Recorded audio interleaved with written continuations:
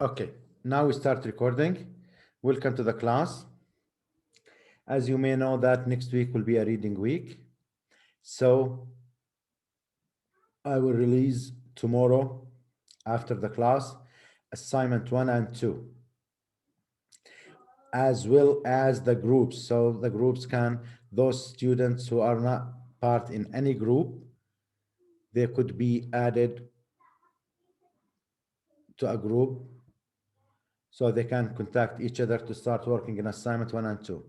We already covered, by tomorrow we'll be cover all the material required for assignment 1 and 2. The due date of assignment 1, the due date of assignment 1 and 2 will be Monday after the March break, which is February 22nd, midnight. Assignment 1 and 2 will be due in February 22nd. February 26th, assignment 3 will be released, and you have till, let me write this down, February 22nd, due assignments 1 and 2.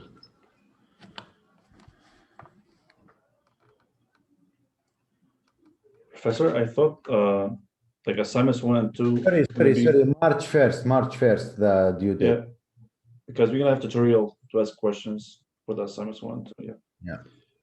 And the first tutorial, the tutorial for assignment 1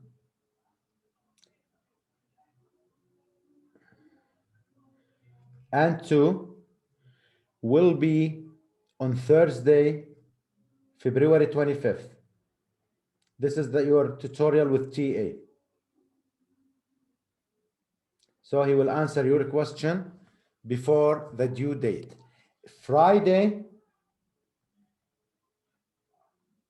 February 26th, we will have first quiz.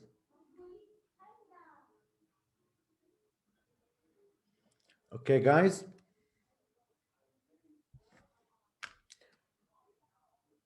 Groups or final group list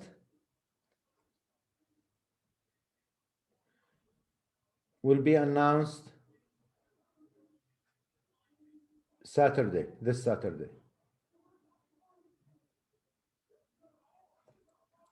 Okay, so March 1st is the due date for both assignment.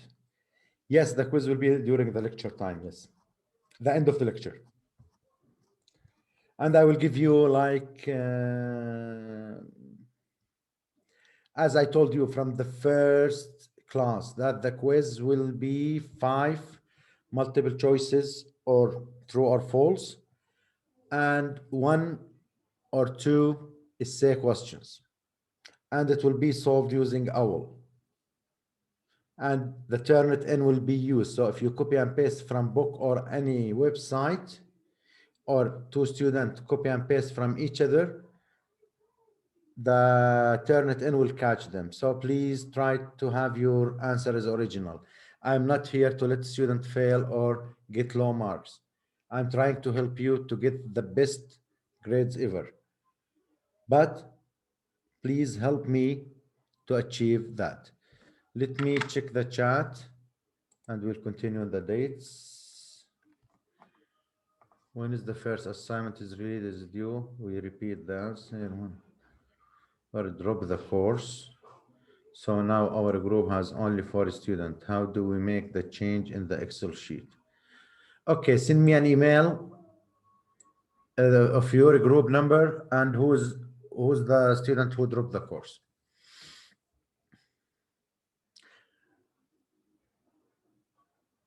Okay, are you cutting out for me? You are cutting out. Okay, Logan, is the sound and video are okay now? Please don't write, answer me. I was not able to hear the dates. We repeat them. All good now. Okay, sounds good. Can you record this meeting? Yes, we start recording. Does this mean we won't have tutorial? No, you will have tutorial. Assignment 1 and 2 are due March 1st. No, 1 and 2. Yes, you are correct. But guys, both together will form like, I cannot say a long assignment, moderate assignment, both assignment. Previously on the on-site teaching, we were having assignment 1 in week 3, and it was a way longer than the current one. So I consider the online and group using online and Zoom meeting. I took all of these issues in my consideration. Till what part would the quiz 1 cover? Till the end of tomorrow's class. Till the end of tomorrow's class. Okay, guys.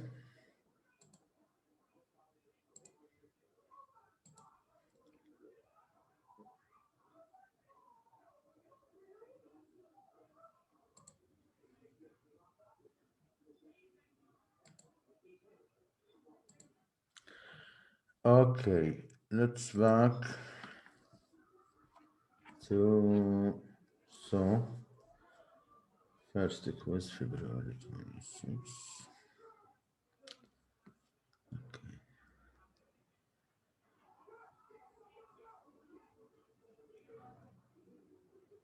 Okay, guys. Assignment 3. I will put an announcement in all those dates. So if you didn't catch the dates, you will have it in a message and email. Assignment 3 will be released March 5th. Friday, March 5th. And Thursday, March 11th would be tutorial, or will be tutorial for assignment 3.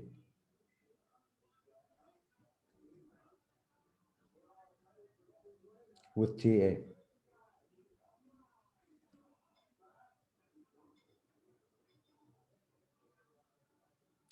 And March 12th will be quiz 2.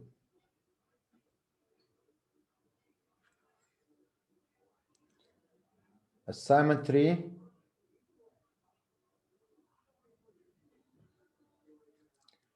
will be due on March 8th. Okay.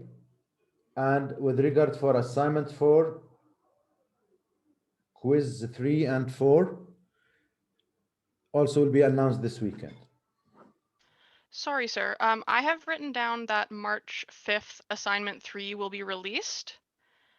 And you said that March 8th it is due. Is that we only No. get 3 days? No. Sorry.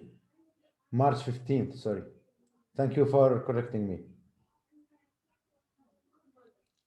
March 15th will be the due date for assignment 3. Perfect. Thank you. Yeah, welcome. Thank you for reminding me. Sorry, it was just okay.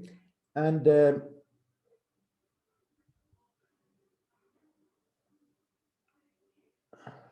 assignment 4, it will be like a week or 10 days after that. Also quiz 3 and 4.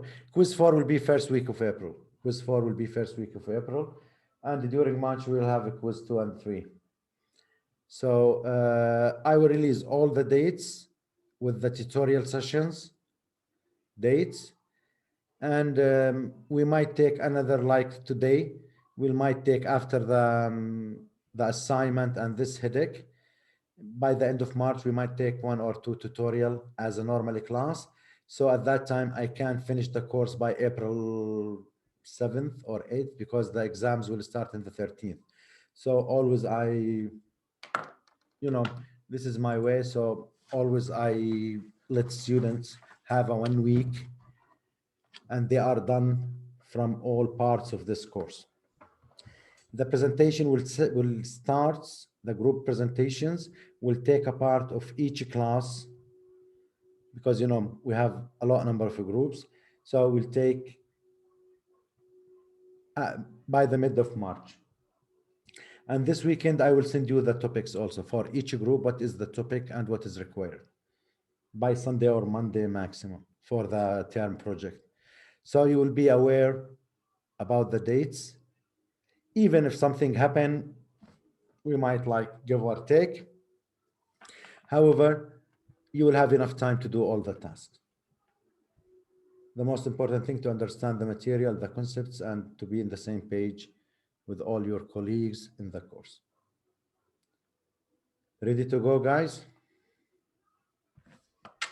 Okay. Let me open the class notes.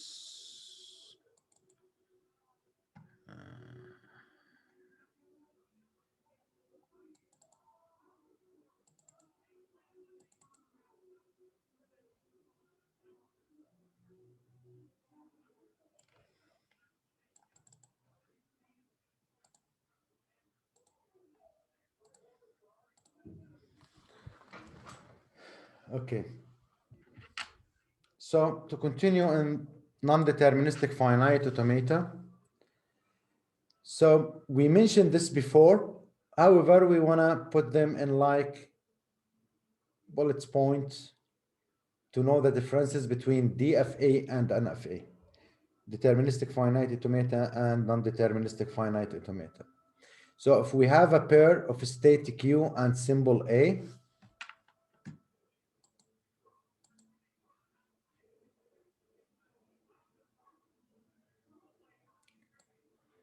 yes, it's in the class notes number 5.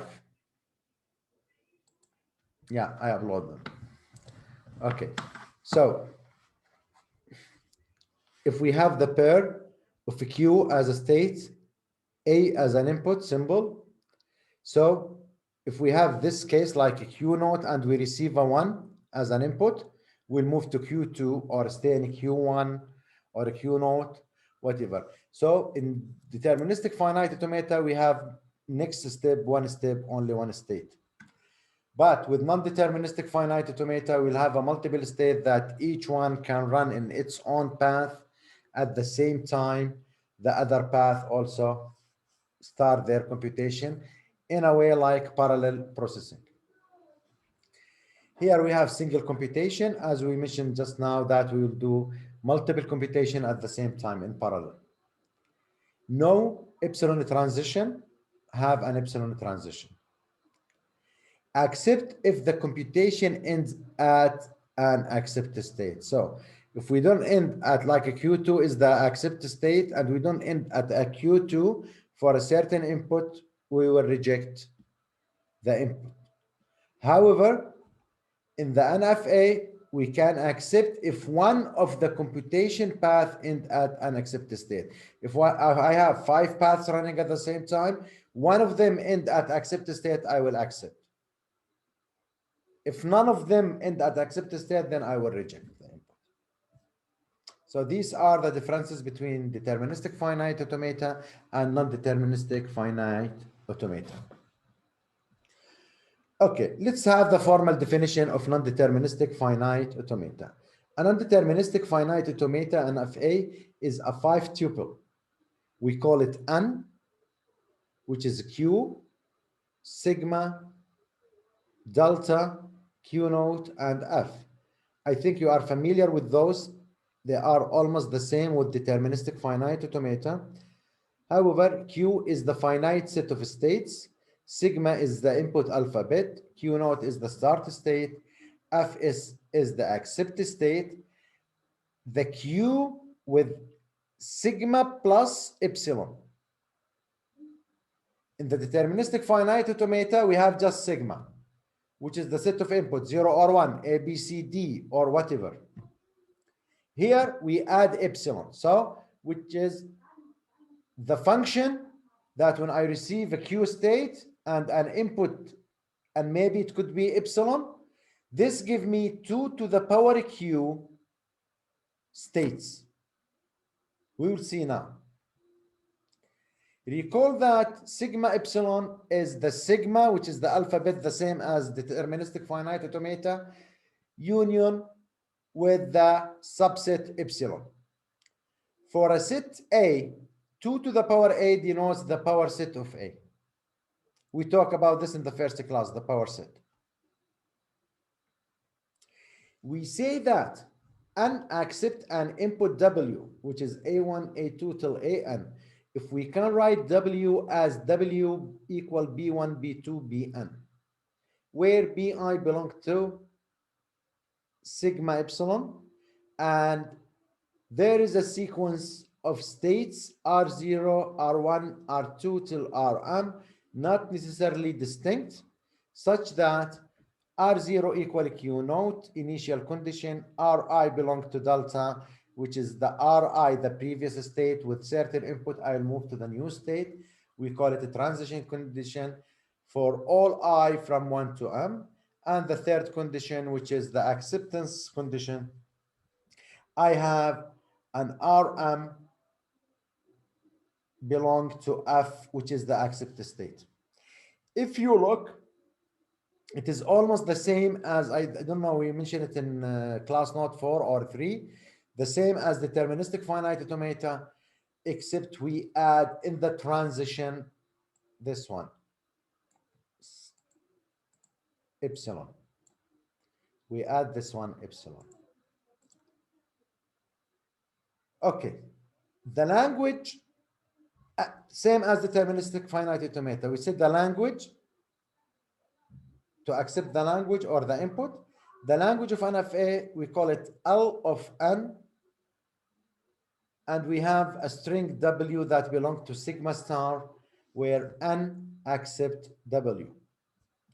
Let's have the first example. We have examples in the non-deterministic class, but let's have one more example. L1, if we have a string W that belongs to 0, 1 star, such that third last symbol of W is 1. Third last symbol of W is 1. How we will do that? We'll start with the Q note, and whatever I receive 0 or 1, if I receive 0, I don't care about zeros, because here I'm considered that the third last symbol is 1. So if I have the first symbol, first last symbol, I assume it's first last symbol. If it's 1, I'll move to Q1. Either I receive 0 or 1, I don't care. I'll move to the third one. Then if I have 0 or 1, I will accept. We will see now what do we mean by this. Assume that we have 1, 1, 0, 1. So if we'll have the third last symbol, 1, 2, 3, this one. This is the condition that should be 1. Okay. So if I'm in a Q at Q note and I receive a 1, I have two options. So here I will have two paths. Stay at Q note and also move to Q1. You see here, the one at both. So I will stay at the Q note, then I'll move to Q1. Then I receive what? 1. Okay, I receive 1.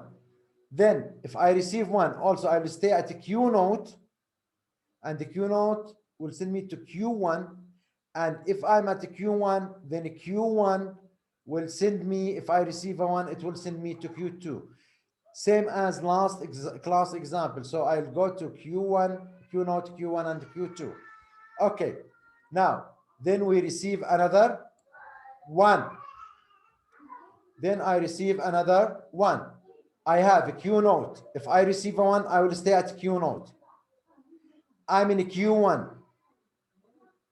Also, Q naught will send me to Q1. Okay, I'm in a Q1 from this one, and I receive a 1, I'll go to Q2. Then I receive a 1 in a Q2 from here. I'll go to Q3. So here I have a Q0, Q1, Q2, and Q3. And this is an accept path. Then I'll have a 0. I'll have a 0. And I have a Q0. If I receive a 0, I will stay at Q0. I'm at Q1. If I receive a 0, I will go to Q2. So I will not stay at Q1. And I'm at Q2 and I receive a 0, I'll go to Q3. And if I'm in a Q3 and I receive a 0, I will stay in a Q3. I'll do nothing.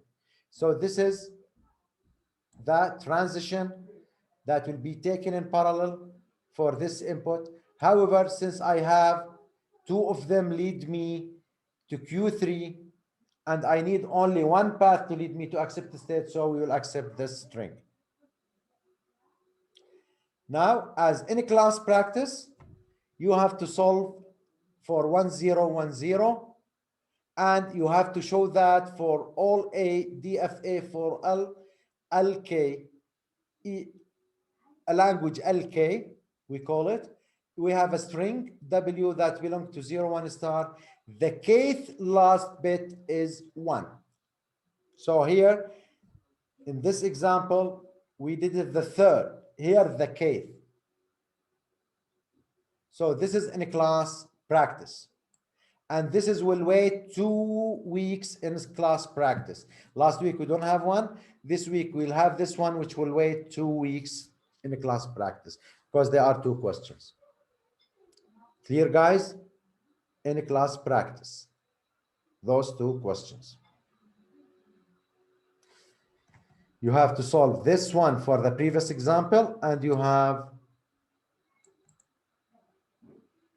to make the NFA for this language. Clear? Sorry, is it possible that we could have that written on like a Word page, because it's kind of yeah, I will put it in Google Drive, the question, and also I will open the folder for the submission. Okay. All right, thank you, sir. I'll open it tomorrow. Okay. And this is due first Thursday after reading week. I'll put the date also on the Google Drive. Okay, let's take another example. It's more complex. So to make sure that everybody on the same page, we'll make it a bit smaller. Okay. Now example, we have a language, we call it L2, has a string W, which belongs to only 0 star, where the length of W, the cardinality of W is divisible by 2 or by 5. The cardinality of W. Here, since I have it's either by 2 or 5, I am forced to use epsilon transition at the beginning. I have to see it's either divisible by 2 or by 5 or not. So at Q0, we start before reading any symbol or reading the length of a string, then I have to check both. So I will use epsilon transition to move me to one path. We will use it here for divisible by 2, and the other path we will use it for divisible by 5. The length of W. So what do we mean by divisible by 2? If I have 2 zeros and a combination of 2 zeros, then I will end at accept state at Q1. Very simple. If I have a number 0, 0, if I have 1, 0, I will stuck in Q2, not accepted. Also, I will start running Q3. If I receive 0, I will end at Q4 and stop. If I have 2 zeros, the first path will take me to Q1. I have the first 0, it will send me to Q2, then I'll have the second 0, I'll back to Q1, and this is an accepted state. And the second path, it will take me to Q3, then it will send me to Q4 and the Q5 and the stop. Since this path lead me to an accepted state, then it's divisible by 2 or 5. If I have 5 zeros, I'll come here. First path, first, second, third, fourth, fifth. In this path, we will end that this number is not divisible, or the length of W is not divisible by 0. But if I came here, first 0, second 0, third 0, fourth 0, fifth 0, I end at accepted state. And so on. Is that okay, guys?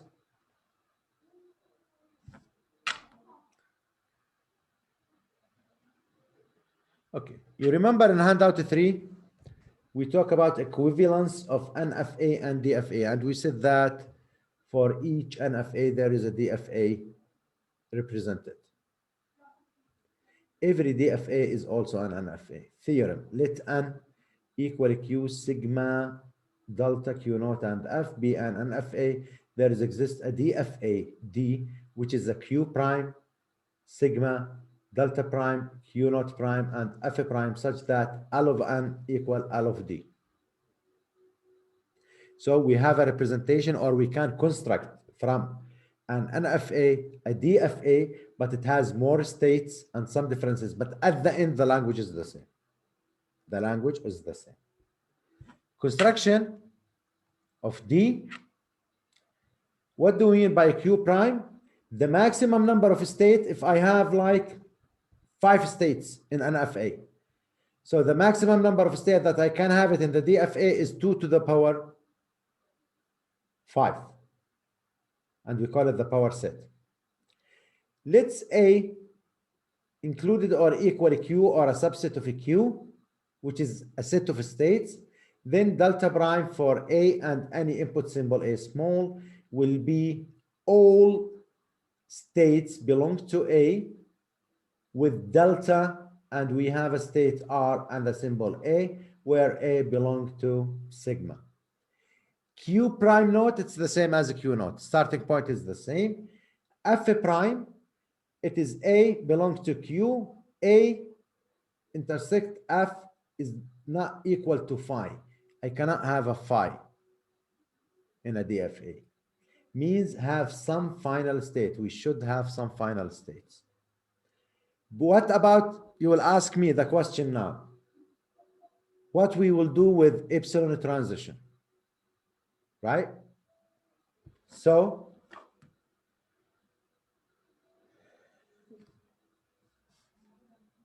let R belong, or a subset of Q, which is the set of state. Define the epsilon closure of R as E of R, which is all R small belong to R capital with T, state T, such T is reachable from R using 0 or more E transition.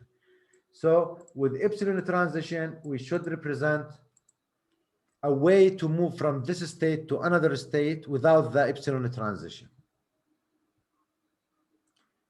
We define delta prime to accommodate epsilon transmission in a way that the delta prime A and A will take all RA, and we will, as you know, we said the sigma with epsilon in NFA, we will consider it without epsilon, and we will consider all that states.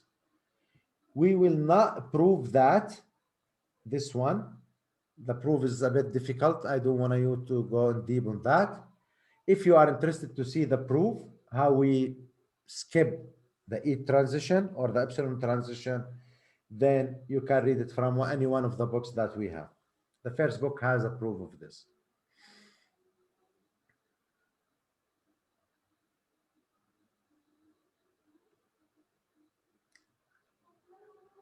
Would you like to have like 5 minutes break, guys? If,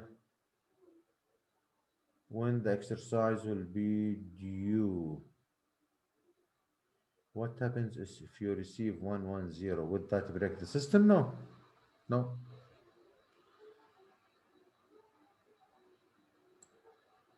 Okay, when I said kth last bit, if I said you the 5th last bit, so you have, your number shouldn't be less than 5, and you will take the last one. If I said the third, so K is unknown. I can say it first, second, third, fourth, whatever. Okay, guys. I know some of you are now set for more than an hour, and based on the new rules, that with each hour we should give like a 5 to 10 minutes break. So now it's almost exactly 5. So we'll back. What do you want? 5:05 or 5:10? First one will answer in the chat. I will take his opinion. 5:10. 5:10. Okay. Okay. See you at 5:10, guys.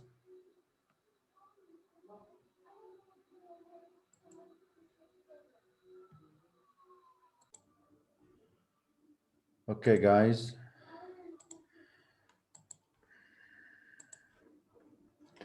Let's back to our handout, our class notes. We stopped here before. Let's take another example. If we have a language W and the second last symbol in W is 1, the second last symbol in W is 1, and FA, if we have a Q0 or Q0, 0 or 1, whatever, we'll stay at Q0, and if we receive a 1, we'll move to Q1. Then if we have received 0 or 1, which is, I assume this is the second last, I will stop. Construct a DFA. So we have how many states do we have in the example? 3 states. So 2 to the power 3, which equal each state. We will not do every one. Here there is the word every one. I will do one by one when I need. So in this case, let's call the DFA prime, Q0 prime, Q. Okay, if I'm in a Q0 here, if I'm in a Q0 and I receive a 0, I'll stay at a Q0, and I'll move the option 1Y, because as we said in deterministic, we go to single state. And if I receive to a 1 here, if I receive a 1, I will stay in a Q0, and I will go to Q1. So we call it a Q prime 0, 1, which means a Q0 and the Q1. Okay, then if I'm in a Q0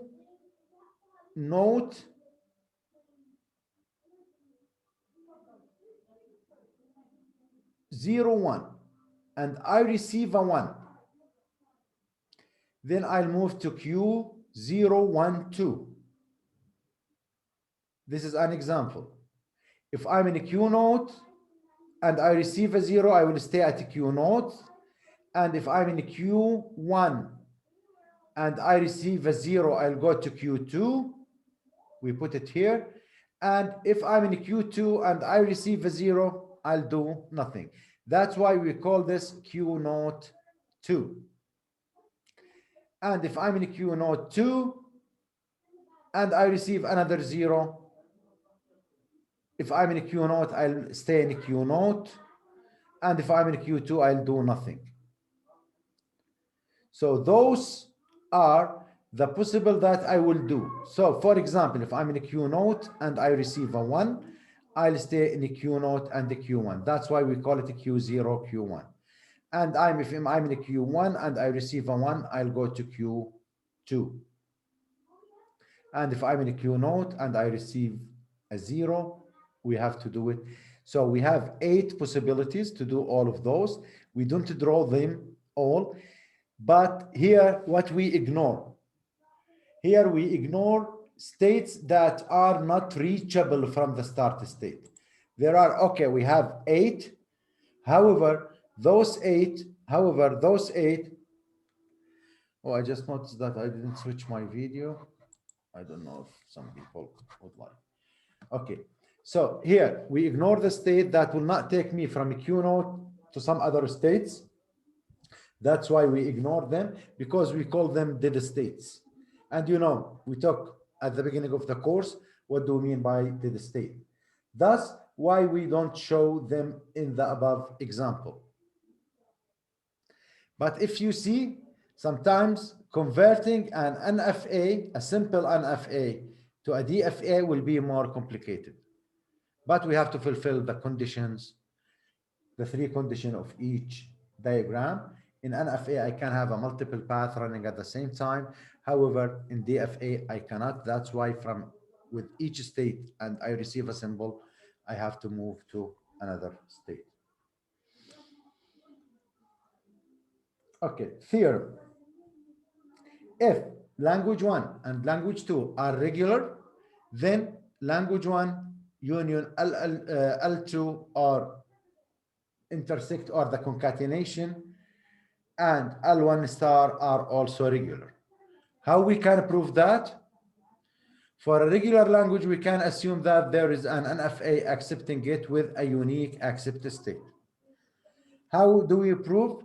We have language 1 and language 2, and we have an NFA represent them, N1 and N2. The start state is a Q1 and the Q2, and the accept state are R1 and R2. This is by assumption.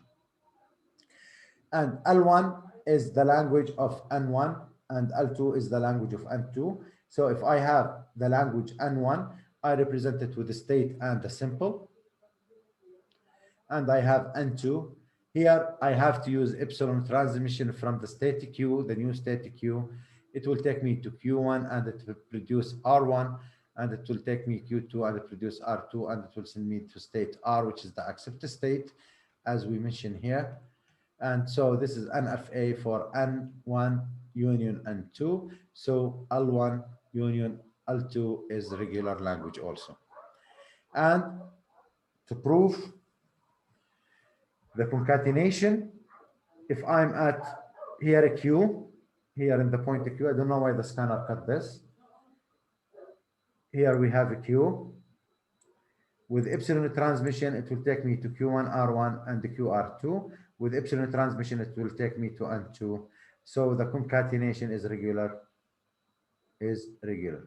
And for the L star, if I have a Q with epsilon, with the Q1 and R1, and also from R1, it will return me back to the state with epsilon, and it will take me to the R. There is an arrow here, I forget it. I will reload this one.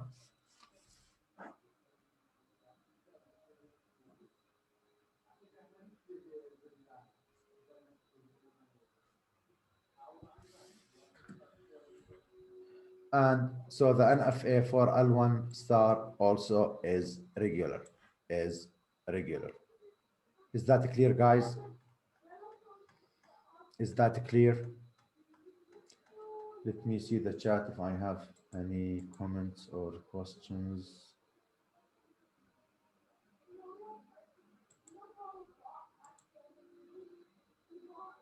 Should we expect proofs in the quizzes? Expect everything. Really, till the moment I didn't put the question, but the thing that I'll bring some questions that are unsolvable. It will be solvable, don't worry. And the quiz one is a welcome quiz, so don't worry. Okay. Now we will back to the material that we explained before, and I told you with examples and with the class note, it will be clear. So the equivalence of DFAs and NFAs, the closure of proprietary regular languages. We talk all of these things, and we said if you see here like Q1 and the Q0, Q1 and the Q2, Q0, Q1, Q2, but I will make it in clearer part. This is the transition function. All of what we mentioned are included here. And here the table, we used to have this table in a clearer way. And here is an example. And resulting DFA looks like this. And at the end, if they are equivalent, then the languages are regular.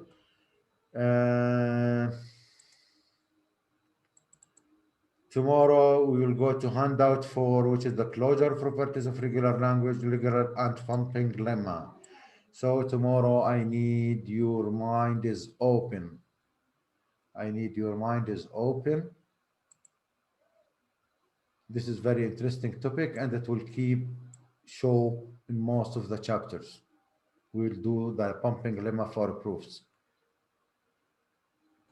So tomorrow we'll discuss these things. We have some of the ideas. I explained some in some example with some knowledge in the class notes. However, we'll have a class notes for this one and regular expression and what do we mean by non-regular and how to prove by pumping lemma. We'll have some extra example in the class notes that will make everything for you clear. And also tomorrow, I did, this is in handout 5. Yeah, proof techniques. Last year, I add this handout to the course because of that. I feel that the student, it was face-to-face teaching. So I feel that some students, they have a problem with the assumption types or proof techniques. So we'll touch base a little bit tomorrow. What do we mean by direct proof, proof by contradiction? And this is what we use in pumping lemma, which is by assumption, And what do we mean by pigeonhole principle? What do we mean by that? Pumping lemma and non-regular languages. We'll have another example after the class. So tomorrow we'll be almost done with handout 4 and some proof techniques, and the context-free grammar will be after the reading week.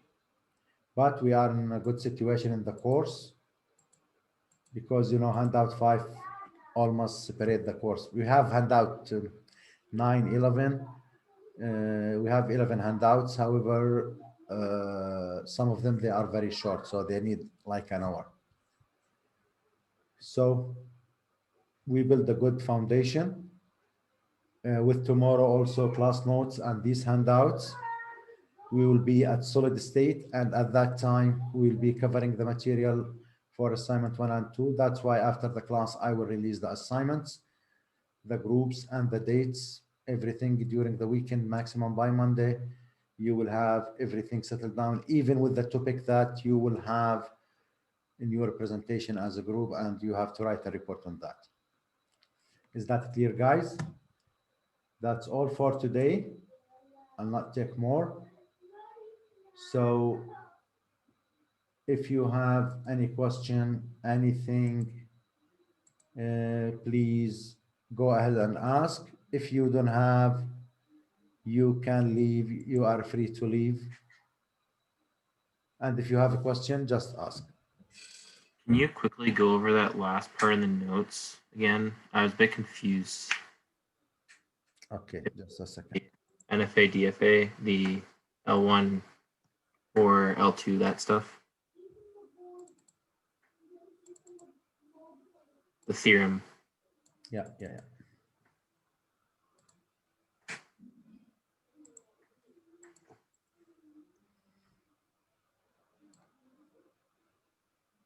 This one? I can't see your screen right now. No. Probably, yeah. Yeah, that one. Yeah, so the last one? Yeah. Or the last 3 ones? Okay, what I want from you here to understand that for any NFA, there is a DFA represented, and the DFA and NFA will be equal, except the epsilon transition. And how we will skip the epsilon transition? We have to have more states to overcome under the, we call it epsilon transition closure. Okay, and if I have 2 languages and both languages are regular, then the new language of their union or concatenation or the star of that language also is regular. This is the principle that I want you to understand. How we prove that? We prove it by, drawing that if I have non-deterministic 1 and non-deterministic 2 for L1 and L2, And with epsilon transition, if I have a static Q1, then, and I have a certain input, it will take me to R1, which belongs to F. And both will take me, I'll make a concatenation with the new R. And since they are both regular, then the new one is regular. As simple as that. There is a mathematical proof of this, but it's a bit complicated. So at your level as a third year software engineering, we don't have to go that deep details. And the same thing for concatenation. If we will concatenate, we'll take the first string, then with epsilon transition, we concatenate it again, and we'll have a new Q and R, a new Q and R, and N1 and N2 are regular, and the result also, the concatenation is regular also. And if I have N1 and I have language 1, if I have a language 1 star, which is any subset of that languages or itself, also it will be a regular. This is the concept we are trying to explain, and we will have more details tomorrow. Okay, thank you. That makes sense. Yeah. You are welcome. Any other question, guys?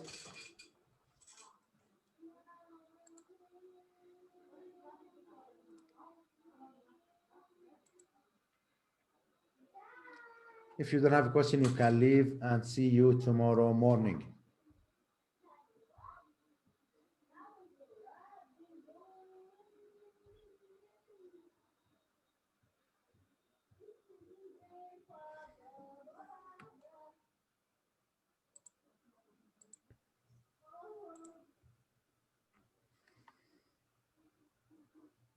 Steve, do you have questions? Steven. Dante, Arsh, Ahmad. Yes, Professor. Can you please go over the example with the division, the one with has division by 2 and 5?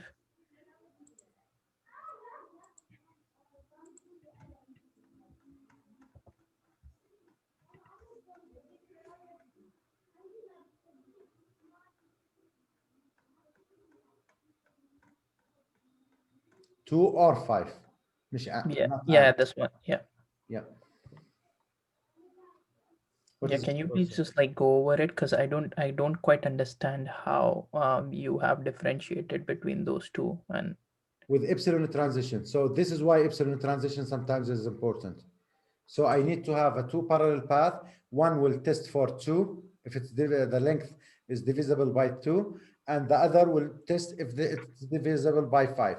If I reach to accept state in each of two paths that's running at the same time, then I'm done. Is that okay? clear? Yeah. And here, it's divisible by 2 as a length. Then I have like each pair of 0 are divisible by 2. That's why if I have 5 zeros here, if I have a string of 5 zeros, so if I have 0, this is 1, 2, 3, 4, and 5. Then I will end at Q2. Is this accept state? No. So this option is not accepted. At the same time, in parallel, there is another path is testing if it's divisible by 5, and I have a 5 zeros. First, second, third, fourth, fifth, and I end at accept state. Then I'll know it's divisible by 5, the length.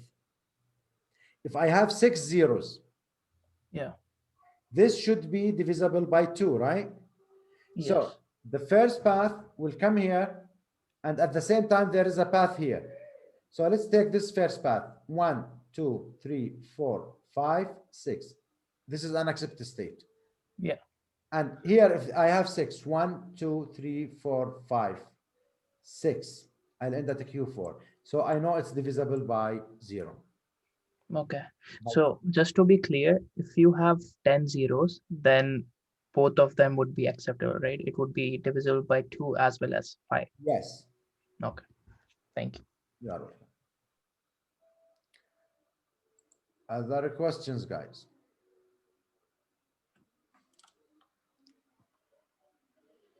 Richard, Feet, Ahmad.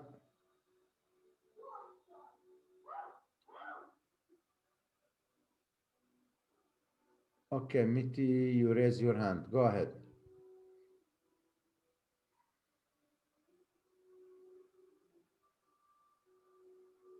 Miti, are you there?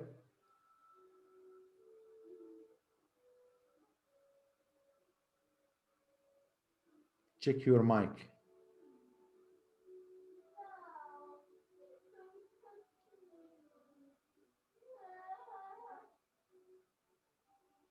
Miti?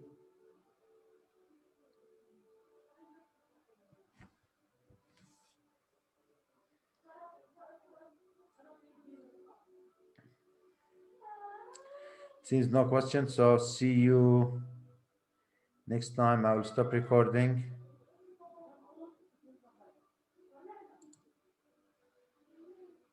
Miti, it seems, I don't know if you have a problem with your mic or what's going on. Okay, see you tomorrow. I'll stop here. If you have any question, you can ask it at the beginning of class tomorrow. Have a good day, guys.